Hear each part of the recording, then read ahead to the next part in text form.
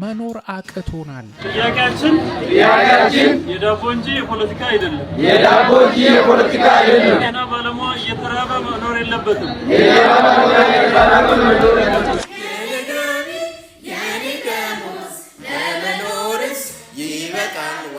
እርካታ ቤት ኪራይ አይከፍልም።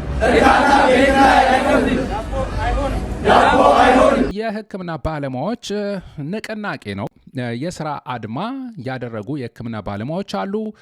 እሱን ተከትሎ ደግሞ የታሰሩ የሕክምና ባለሙያዎችም አሉ። ምንድነው በዚህ ዙሪያ እየተሰማ ያለው? በእውነት አሳዛኝ የሆነ ታሪኮችም እየወጡ ነው። የሕክምና ባለሙያዎች የዳቦ ጥያቄ አለብን እያሉ ነው። ህይወትን ስናድን ኖረናል፣ አሁን ግን የራሳችንን ህይወት ማዳን ይኖርብናል በሚል መርህ ቃል ተቃውሟቸውን ሲያሰሙ ቆይተዋል። ለመንግስት ጥያቄ ያቀረብን ነው። መልስ ካልተሰጠንም ያው ስትራይክ እናደርጋለን፣ የስራ ማቆም አድማ እናደርጋለን ብለው ነበረ። ይህንንም ተግባራዊ ማድረግ ጀምረዋል። በአዲስ አበባ፣ በጎንደር፣ በተለያዩ የሀገራችን ከተሞች የሚገኙ የሕክምና ባለሙያዎች በተለያዩ ሆስፒታሎች ላይ ያሉ ሕክምና ባለሙያዎች የተቃውሞ ድምፃቸውን ሲያሰሙ ውለዋል ማለት ነው። አንዳንድ ቦታ ላይም ያው ታካሚዎች የሕክምና ባለሙያዎችን በማጣት እንደዚህ ውጪ ሲጠብቋቸው እንመለከታለን። ሕክምና ባለሙያዎቹ ባቀረቡ መሰረት መልስ ስላልተሰጣቸውም እንግዲህ ወደ ተግባር ገብተዋል። በከፊል ተቃውሞ አሰምተናል ብለዋል። እንግዲህ በዚህ የሚቀጥል ከሆነ በሙሉ ቀንና ረዘም ላለ ጊዜ ተቃውሟችን የሚቀጥል ይሆናል ነው የተባለ ያለው። ሕክምና ባለሙያዎቹ ጥያቄ ምንድን ነው? ግልጽ ጥያቄ ነው። አብዛኛው ኢትዮጵያዊ ያለበት ጥያቄ ነው። ቢሆንም ግን የጤና ባለሙያዎቹ መኖር አቅቶናል፣ መብላት አልቻልንም፣ ልጆቻችንን ማስተማር አልቻልንም፣ ቤት ኪራይ መክፈል አልቻልንም፣ እየተከፈለን ያለው ደሞዝ ዝቅተኛ ነው፣ እያገለገልን ካለንበት ሙያም አንጻር እጅግ ያነሰ ነው። ስለዚህ በኑሮ ውድነትና ዋጋ ግሽበት በኢንፍሌሽን ምክንያት ደግሞ ደሞዛችንም ከጥቅም ውጭ ስለሆነ ሊስተካከል ይገባል ነው። ይሄ የደሞዝ ይጨመርልን አንደኛ ጥያቄ ነው። ሁለተኛ ጥያቄያቸው ደግሞ ጥቅማ ጥቅም ይስተካከልልን የሚል ነው። የጤና መድህን የለንም፣ ብንታመምም መታከም አንችልም፣ ስጋት ባለበት አካባቢ እየሰራን እንግዲህ እንደዚህ አይነት ነገር ያስፈልገናል ነው ጥያቄያቸው። ግልጽና ግልጽ ነው። ለመሆኑ የሕክምና ባለሙያዎች ደሞዛቸው ስንት ቢሆን ነው ይህን ያክል አነሰን ገለመሌ እያሉ ሰልፍ መውጣት፣ ተቃውሞ ማሰማት የሚባለው ነገር? እስቲ እንመልከት። በእውነት አሳዛኝ ነገሮችን እየሰማን ነው። በተለይ ዛሬ ቢቢሲ ይዞ የወጣው መረጃ ስመለከት በጣም ልብ ሰባሪ ነገር ነው የምንመለከተው። እስቲ ከተለያዩ ባለሙያዎች አንጻር እንመልከት። ከሙያው አንጻር የማህፀን ስፔሻሊስት ናቸው። ዶክተር ዘሪሁን አባተ ደሞዛቸው 12,000 ብር ነው። ይሄን ብር ያው ታክስ ሲከፍሉ ደግሞ 35% 7,800 ብር ጥሬ እጃቸው ላይ እንግዲህ በወር ከመንግስት ይቀበላሉ። በዚህ ስራቸው ምክንያት ስፔሻሊስት ናቸው። እንግዲህ ማህፀን ስፔሻሊስት አስቡት። ማሰብ ያለብን ይሄ ብር የዛሬ 2 ዓመት ወይ 3 ዓመት ቢሆን ኖሮ በአንድ ዶላር እስቲ ወደ ዶላር ቀይረ እንመልከተው። ምክንያቱም ተጽዕኖ እያመጣ ያለው ከዛም አንጻር ስለሆነ 12,000 ብር በ56 1 ዶላር በ56 ብር ተመነዘረ ብንል ከፍ እናርገው እንዲያውም 214 ዶላር ነበረ። አሁን ላይ ያ ብር እንግዲህ ዛሬ በኢትዮጵያ ንግድ ባንክ ምንዛሪ 1 ዶላር 126 ብር ሆኗል። እንግዲህ የምታውቁት ሁሉን ነገር 12,000 ብር በ126 ሲካፈል እንግዲህ 95 ዶላር ነው። እንግዲህ ዶክተር ዘሪሁን የሚያገኙት ገንዘብ በወር 95 ዶላር ነው። በአሁን ሰዓት የመጣውን ልዩነት አይታችሁታል። 214 ዶላር ሲከፈል የነበረው በዶላር ሲታሰብ 95 ዶላሩ። ይሄ ደግሞ የገንዘብ መውደቅ ሀገራችን ውስጥ ያስከተለው ነገር በግልጽ የሚያሳይ ነው ማለት ነው። 7,800 በ56 ስናካፍለው የዛሬ 2 ዓመት 3 ዓመት 139 ዶላር ነበረ። ይሄ በጥሬ የሚያገኙት በእጃቸው የሚገባው ነው።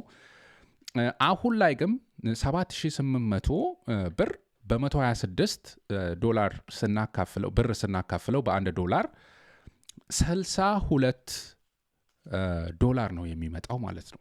እና አስቡት በሀገራችን ሁኔታ ውስጥ እንግዲህ እንዴት ሊኖሩበት እንደሚችሉ አስቡ። ስፔሻሊስት ሐኪም ነኝ 26 ዓመት በትምህርት ላይ አሳልፍ ያለው ኑሮ ደግሞ አላቸው፣ ትዳር አላቸው፣ ልጅ አላቸው።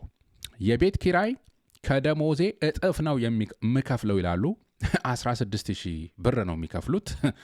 አስቡት 7,800 ተቀብለው 16,000 ብር ነው የቤት ኪራይ የሚከፍሉት፣ እጥፍ ማለት ነው። እንደተናገሩት ሳይከፈለኝ እየሰራው ነው ብል ይሻለኛል ነው የሚሉት።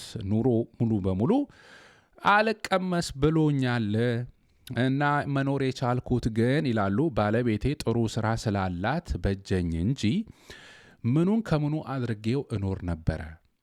ስለዚህ ባለቤቴ በምታደርገው ድጎማ ከፍተኛ ወጪ የእኔን ደሞዝ ለአንድ መሰረታዊ ወጪ አድርገን የትምህርት ቤት ክፍያ፣ ሌሎች ክፍያ ምናምን የሚባሉትን ባለቤቴ ትሸፍናለች። በዛ ሁኔታ ነው መኖር የቻልኩት እንጂ ኑሮ አይባልም ነው። ደሞዝ እንደው አንዳንዴ ማውራትም አልፈልግም። ዩኒቨርሲቲ ውስጥ አንደር ግራጁዌት አስተምሮ ፖስት ግራጁዌት አስተምሮ ኦፕሬሽን ሳምንት ሙሉ ሰርቶ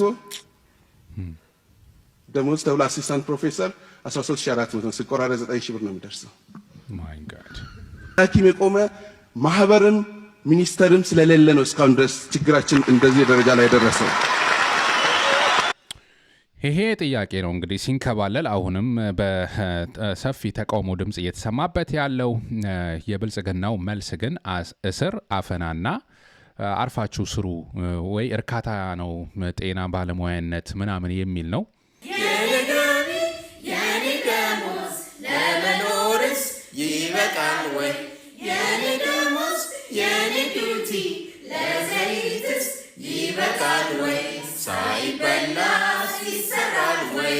ሳይበላም አይሰራም በስታይል ነው። እነዚህ ደግሞ ጥያቄያቸው አግባብ አይደለም።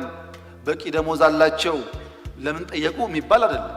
ችግር አለ፣ እውነታቸውን ነው እኮ ችግር አለ፣ ፍቱት ነው እኮ ዋናው። አልፈታም አልችልም ካላችሁ ስልጣኑ ልቀቁት። ለሚችል ለሀገር ለማስተዳደር ለሚችል ልቀቁት እኮ ነው። ይሄ እኮ ነው የተያያዝነው ክርክር። በየቱም በሙሉ ደሞዝ ከፍለን ልማት ማንሰራ ደግሞ ከሆነ ትክክል አይመጣም። እና ጥያቄያቸው ልማት እንግዲህ ሰውዬ ቅድሚያ መስጠት ያለበትን አላወቀ የምንለው እኮ ለዚህ ነው። ቅድሚያ መስጠት ያለበትን ለሕክምና፣ ለጤና፣ ለትምህርት መሰጠት ያለበትን ቦታ ዘንግቶታል። እሱ እኮ ነው የሚያከራክር የሚያጨቃጭቀን ያለው። ፕራዮሪቲ ያስፈልገዋል። ፕራዮሪታይዜሽን ፌለር አለበት ብልጽግና በታለ አቅም በፈቀደ መጠን እንመልሳለን። ከዛ ውጭ ያለው የፖለቲካ መጠቀሚያ መሆን ብዙ ፋይዳ የለው። ሞር እየተካረረ ስለሚሄድ ያለውንም እያሳጣ ነው የሚሄደውና ትክክል ስለማይመጣ ቆም ብሎ ማሰብ ያስፈልጋል። ማስፈራራት ነው ሰውየው እኮ ስታይሉ ማስፈራራት ነው። ያው እምቢ ካላችሁ ያው ድሮን እንለቅባችኋለን፣ እንጨፈጭፋችኋለን ነው እንደተለመደው። ደሞዝ ጥያቄ ብዙ ጊዜ የሚነሳ ነው። በቂ ነው ተብሎም አይታመንም እኮ ሌላ ነገር እኮ አያስፈልግም። በቃ በቂ አይደለም መለሱ ነው። ጦርነት ላይ ቢሆን ድሮን ለመግዛት $5 ሚሊዮን ነው አንድ ድሮን እኮ የሚገዙት። ባይራክታር የተባለው ድሮን በፍጥነት አስቀምጠን የምንተገብረው የጤና ዘርፍ ጥያቄዎች የሉም። ብልጽግና ሕክምና፣ የትምህርት ወጪዎችን እንዳለ ቀንሶ እኮ ለጦርነት ነው እያዋለው ያለው። ጦርነትን አገራችን ውስጥ መቆም እስካልቻለ ድረስ ልማት፣ ትምህርት፣ ጤና የሚባሉ ነገሮችም ሊታሰቡ አይችሉም። አሁን እነዚህ ሰዎች ምላሽ እንኳን የሌላቸው ይሄን እናደርጋለን የሚልም እኮ ምላሽ የሌላቸው አንደኛ በአይኤምኤፍ የኢትዮጵያ መንግስት አገዛዙ ወጪ መቀነስ አለበት የሚል ምክር ወስደዋል።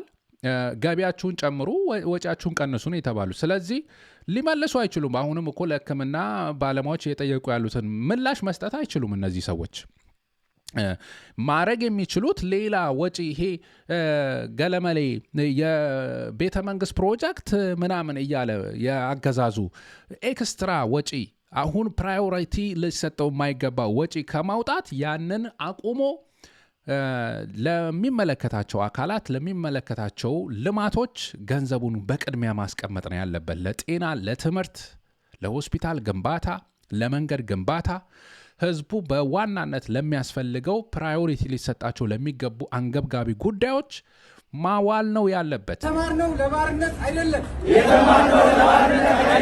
አንዳንድ የሕክምና ባለሙያዎች ታስረዋል። በተለያየ ቦታ ማስፈራሪያ፣ ዛቻ፣ ፖሊስም እየገባ እየተመለከትን ነው። አንዳንድ ፎቶዎችም እየተለቀቁ ነው። ቢቢሲ ላይ የተለቀቀው መረጃ እንደሚያሳየው የኢትዮጵያ የጤና ባለሙያዎች ማህበር ፕሬዝዳንት አቶ ዮናታን ዳኛው እንዲሁም 3 የአርባ ምንጭ ጠቅላላ ሆስፒታል ዶክተሮች በፖሊስ ቁጥጥር ስር ውለዋል፣ ታስረዋል። እንደዚሁም በአዲስ አበባ ከተማ ሌሎች 5 የጤና ባለሙያዎች ለ2 ቀን ታስረው ተፈተዋል። የኢትዮጵያ ባለሙያዎች ማህበር ፕሬዝዳንት የሆኑት ዶክተር ዮናታን የታሰሩበት ምክንያት ያው ማህበር ኃላፊ ናቸው። ስለዚህ የሐኪሞች ጥያቄ ትክክለኛና ወሳኝ ነው ብለው መግለጫ በማውጣታቸው ነው። እንግዲህ እንደዚሁ ደግሞ የጤና ባለሙያው ተረጋግቶ ማህበረሰቡ እንዲያገለግል የተረጋጋ ህይወት ያስፈልገዋል፣ ይህንን ሀሳብ ደግፋለሁ በማለታቸው ነው የታሰሩት። እንደዚሁ ደግሞ በአርባ ምንጭም የሕክምና ባለሙያዎች ቁጥጥር ስር የዋሉት የታሰሩት ዶክተር በርናባስ ሳሙኤል፣ ዶክተር መላኩ አለማው፣ ዶክተር ሀብታሙ ጌታቸው የተባሉ ባለሙያዎች የታሰሩት እንግዲህ ተቃውሞ ድምፁን ለማሰማት ፌስቡክ ላይ አይ ቲንክ ሶሻል ሚዲያ ላይ ፎቶቸውን ከለቀቁ በኋላ መሆኑ እንግዲህ የተነገረ ይገኛል። ተማርነው ለባርነት አይደለም። ላልተኖረው ልጅነታችን ስንል እስከ ጥግ እንሄዳለን። ህይወታችን ዋጋ አለው። እርካታ ቤት ኪራይ አይከፍልም። ዳቦ አይሆንም።